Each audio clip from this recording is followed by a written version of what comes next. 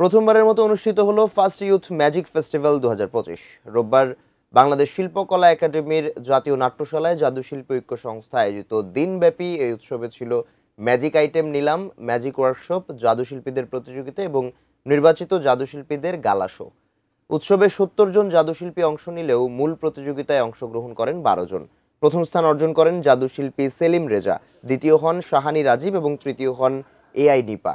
এছাড়া উৎসবে অংশ নেওয়া ৯ জনকে বিভিন্ন খেতাবে সম্মাননা ও সকল জাদুশিল্পীর হাতে সম্মাননা স্মারক ও সনদপত্র তুলে দেওয়া হয়। অনুষ্ঠানের প্রধান অতিথি হিসেবে উপস্থিত ছিলেন বাংলাদেশ শিল্পকলা একাডেমির মহাপরিচালক রেজাউদ্দিন স্টালিন। বিশেষ অতিথি ছিলেন জাতীয় প্রেস ক্লাবের সাধারণ সম্পাদক আইয়ুব ভূঁইয়া, এটিএন বাংলার অনুষ্ঠান ও সম্প্রচার উপদেষ্টা তাশিক আহমেদ এবং এটিএন মিডিয়া কমিউনিকেশনের সিইও সাজেদুর রহমান মুনিম।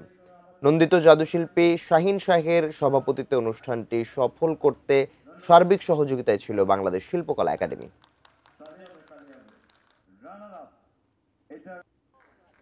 জাদু শুধু যে বিনোদন তা নয়, জাদু সামাজিক বক্তব্যের হাতিয়ার। তো আমি আমার দেশের ফ্ল্যাগটাকে যখন অন্য দেশের মানুষের সামনে তুলে ধরছি, বাংলাদেশ বলে চিৎকার দিচ্ছি, তখন তারাও কিন্তু বাংলাদেশ বলে। আমাদের সবচেয়ে বড় অন্তরায় হচ্ছে অর্থনৈতিক। একটা ইন্ডাস্ট্রি করতে যেভাবে টাকার দরকার হয়, ভালো ম্যাজিকের ক্ষেত্রে, ভালো আইটেম ক্রয়ের ক্ষেত্রে সেরকম অনেক টাকার দরকার হয়।